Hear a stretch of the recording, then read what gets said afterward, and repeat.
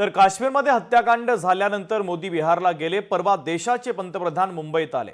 9 तास पंतप्रधान नरेंद्र मोदी सेलिब्रिटींसोबत बसले। मोदी हास्य विनोद करत होते अशी टीका शिवसेना उद्धव बाळासाहेब ठाकरे पक्षाचे नेते खासदार संजय राऊतांनी केली।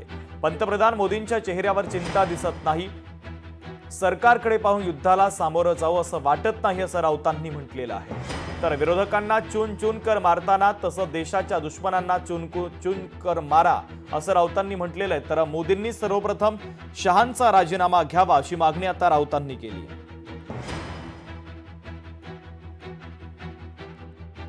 इतकं मोठं हत्याकांड झालं, पाकिस्तानला धडा शिकवू वगैरे बोलले। परवा मुंबईत आले, 9 तास नटनट्यांबरोबर राहिले। Bollywood film stars, film actress, 9 तास देशाचे प्रधानमंत्री, युद्धाची देशात चर्चा चालू आहे। पवन कल्याण यांच्याबरोबर हास्य विनोद करतायत।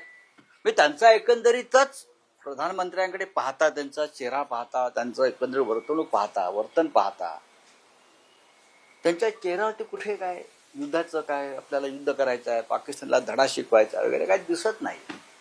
खुशमिजाज अवस्थेमध्ये आहेत। आम्ही चिंतेमध्ये आहोत की पाकिस्तानला धडा कसा शिकवायचा। सरकारचं वर्तन पाहता त्यांच्या चेहऱ्यावरती मला की युद्धाला सामोरं जात आहेत असं वाटत नाही। काल देशाचे गृहमंत्री अमित शहा काय म्हटले, चुन चुन कर मारेंगे। अडवलंय कोणी? चुन चुन कर मारो ना। ज्या पद्धतीनं तुम्ही भाजपच्या विरोधकांना चुन कर मारता आणि खतम करता, तसं तुम्ही पाकिस्तानच्या लोकांना पण चुन कर मारू शकता, आपल्या दुश्मनांना। खरं म्हणजे या सगळ्याला जबाबदारच अमित शहा आहेत, गृहमंत्री।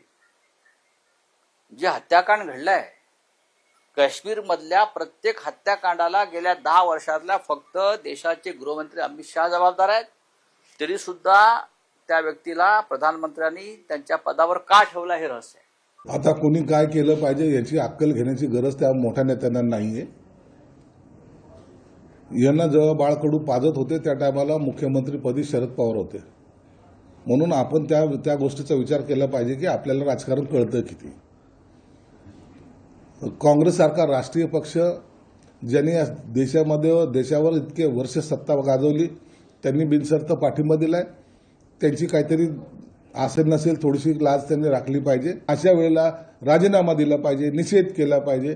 असं बोलणं म्हणजे इनमॅच्युअर्ड ज्याला म्हणतात त्या पद्धतीचं हे लक्षण आहे आणि हेच लक्षण त्या पक्षाला सुद्धा डुबवतंय। आज महाराष्ट्रामध्ये नव्हे तर देशामध्ये उभाटा गटावर लोक आता थुंकायला लागलेली आहेत। संजय राऊत यांनी तो मागितलेला आहे ऑलरेडी। पहिल्या काही दिवसातच अमित शहांचा राजीनामा संजय राऊत यांनी मागितलेला आहे आणि त्याचा काही परिणाम दिसलेला नाही आहे।